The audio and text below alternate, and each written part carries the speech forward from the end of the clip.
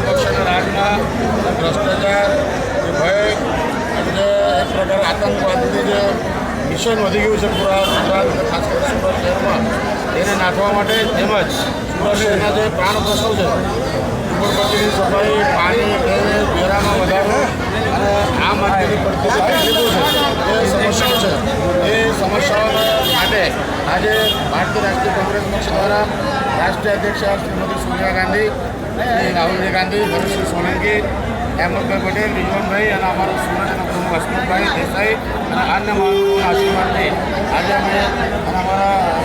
સોમનાથજી કામત જે અમારા નિરીક્ષક છે રાજ્યના એમના આશીર્વાદથી આજે અમે ચારો ચાર અહીંયા ઉમેદવારો દાખલ કરી છે આ રોશનભાઈ મિશ્રા છે આ મારી બહેન લીલાબેન રોહી છે આ બેન રૈસાબેન શેખ છે અને અમે ચારો આજે એક કરીને અહીંયા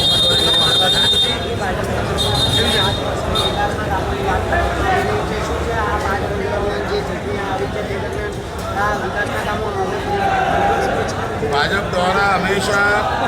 મોટી મોટી વાતો કરવામાં આવે છે બહુ મોટી એકમભેદ કરવામાં આવે છે આજે તમે વિસ્તારમાં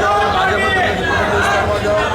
વિસ્તારમાં જાઓ સામાન્ય વિસ્તારમાં જાઓ તો કોઈપણ પ્રકારે પાયાના સુવિધાઓ આ વિસ્તારના નાગરિકોને આપવામાં આવતી નથી આજે પણ રોડને લાઇટની ડ્રેનેજની કોઈપણ પ્રકારની સુવિધા નથી એના માટે સરકાર નાસે જઈએ સાફ સફાઈ માત્ર કાગળ પર છે રાષ્ટ્રપિતા મહાત્મા ગાંધીના નામ લઈને જે સફાઈની વાતો ભારત સ્વચ્છ અભિયાનની વાતો ભાજપના શાસકો કરે છે રોજે રોજ હાથમાં ઝાડુ લઈને ફોટો પાડે છે પરંતુ દિલ્હીમાં જે સફાઈ કામ કરે છે આ કામદારોને પગાર આપતા નથી સુરતમાં પણ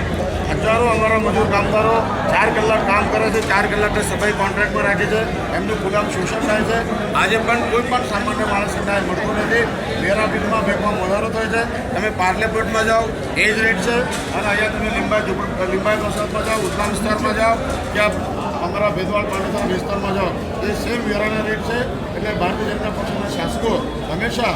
મનુવાદી રૂઢિવાદી અને પૈસા પાત્ર લોકોનું કામ કરે છે ગરીબોને ન્યાય આપતા નથી અને એના માટે જ આ કોંગ્રેસ પાર્ટી નિર્ણય કર્યો છે કે જે લોકોએ બહુ મોટી વાતો કરેલી ભૂલભાગો પુકારેલી આજે એનો બધો ફૂંકા ફૂટી ગયો છે આજે પાટીદાર સમાજથી લઈને તમામ જે પાયાના માણસ છે મજૂર કામદાર વર્ગ છે એ ભારતીય જનતા પક્ષના શાસકોથી બહુ ખૂબ જ નારાજ છે ભ્રષ્ટાચાર બહુ વધી ગયો છે મોંઘવારી આજે ભાજપ મૂકી છે આજે અમારા બહેનો કાંદાના આંસુ પડતા હતા આજે દાલ માટે લડી રહ્યા છે અમારા મંત્રી મહોદયને કહે છે કે હું ખાતો નથી ને ખાવા દેતો નથી પણ હવે એમને દાલ પણ છીની લીધી છે માટે સમગ્ર જનતા એ નક્કી કર્યું છે कि जो लोग हमारी दाल रोटी छीन लेते हैं उनको हम सत्ता में बैठने नहीं देंगे और कांग्रेस के एक आदमी को જે પાટીદારો રંગાણા થયા છે તે દરમિયાન પાટીદારોને ખેંચવા માટે કોંગ્રેસે ટિકિટ આપી દે શું કહે છે એ બાબત એ જો વાત છે એકદમ બોગસ વાત છે વાહિયાત વાત છે પાયા વગરની વાત છે આજે કોઈ પણ વ્યક્તિ આપના પોતાના સમાજ માટે પોતાના લોકો માટે લડાઈ કરતો હોય હાર્દિકભાઈ પટેલ એના સામે જે રાષ્ટ્રદ્રોહનો ગુનો દાખલ કર્યો છે એ ખરેખર નિંદનીય બાબત છે એક 22 વર્ષના છોકરા જેના પર રાષ્ટ્રદ્રોહ એ કે જે માણસ આતંકવાદી માણસ હોય જે માણસ લૂંટફાટ કરતો હોય જે માણસને બહુ મોટા ગુના કર્યા હોય એ માણસો સામે રાષ્ટ્રદ્રોહ દાખલ થતું નથી પરંતુ હાર્દિકભાઈ પટેલ જેવા શિક્ષિત એવા જે પોતાના સમાજ માટે આંદોલન કરે છે લડાઈ લડે છે અનામતની માગણી કરે છે એને અવાજને દબાઈ દેવા માટે ભારતીય જનતા પાર્ટીની સરકારે એમના પર રાજદ્રોહ દાખલ કર્યું છે અને એકના નેતૃત્વને જે દબાઈ દેવાની કોશિશ ભાજપ શાસકોએ કર્યું છે એ ખરેખર વખોળપાત્ર છે મોટા લોકો બેઠેલા છે બાબરી હત્યાકાંડના લોકો છે રોજેરોજ ઘણા ગુનાઓ થાય છે ગોધરાકાંડના લોકો છે એમના સામે કોઈએ રાષ્ટ્રદ્રોહનો ગુનો દાખલ કર્યો નથી પણ 22 વર્ષનો એક છોકરો પોતાના સમાજને ન્યાય આપવા માટે અનામતની માગણી કરે છે એને એના સમાજને ભારતીય જનતા પક્ષના શાસકો જે જવાબ ગુજરાત છે પાટીદાર સમાજોનો જવાબ એમને આપશે એ જે પાટીદાર સમાજ કહે છે જય ભવાની અને ભાજપ ભવાની જય